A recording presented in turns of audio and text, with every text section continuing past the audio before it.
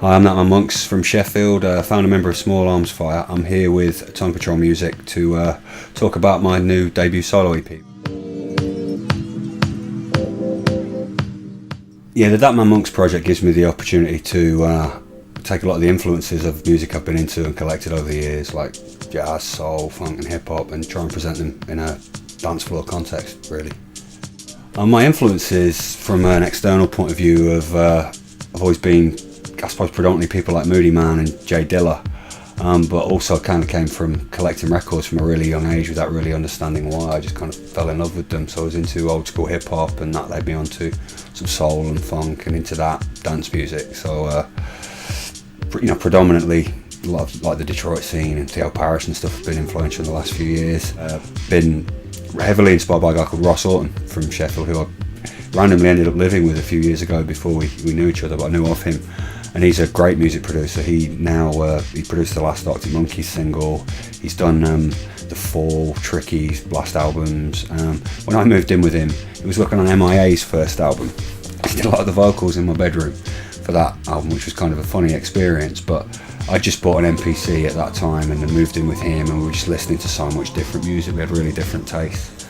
And the way he put music together and kind of changed the rules from what everybody else was doing were really inspiring to me, and I kind of thought, yeah, there's a lot of different ways you can do this. I started producing in about 2005, working on initially the first remix I did was for a group called Swag from Sheffield, featuring a guy called Chris Dugganfield. With a few of us did that, and it ended up, I was working with Toddler T, who's now on Radio 1, and we kind of started to do our own thing and called it Small Arms Fire, who over a couple of year period we did 2 or 3 kind of single releases or EP releases and quite a lot of remixes, one of which was for Tone Control, actually, hence the connection we've had, though we've only just met.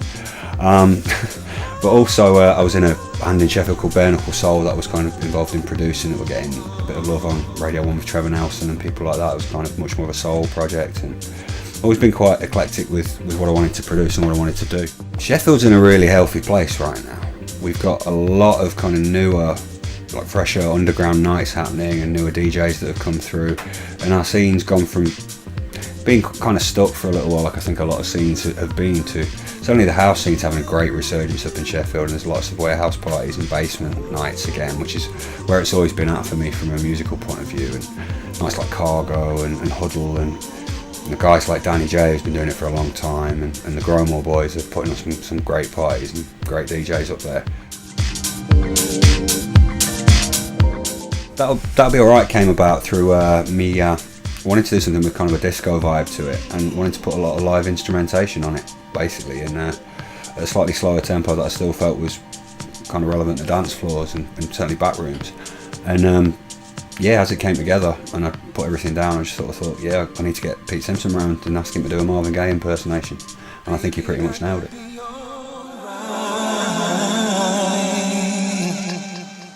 The Man came about from the MPC, basically. That one was strictly from the MPC. It was just one of those things where I tried to get a groove together and ended up kind of feeling it and thinking I'm going to add some more layers, and it's kind of obviously a little bit of a Detroitian influence with it, but I tried to go off on my own way with it and just develop a loop for a period of time that I was kind of into, and tried to get it rolling. And then as I typically do with a lot of music, after a few minutes of that I think, right, okay, I'm going to change it up now. So I went live and organic for the last 2 minutes of it. I've always loved the jazz dancer house records, stuff like Hot Music by Soho and Saint Germain, the Rose Rouge record. I kind of thought, yeah, I need to hear one of those again, and then thought, well, why not make one?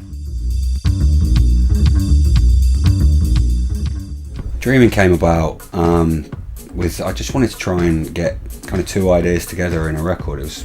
I thought it started off as a bit of an ambitious idea, but the idea was to kind of go from like a deep house thing into something much more soulful, because I don't like the fact that house music can be kind of defined and split into sections. I think it's essentially 4/4 music, and there's room for it all within the same sphere. I think dance music's going for a really, really interesting time at the minute, and I listen to a lot of varying tempos of stuff, but certainly house-wise, obviously the time control stuff, but also people like MCDE and Ben Sun's last EP was great, and Andres, and there's so much stuff about at the minute that's kind of really doing it for me.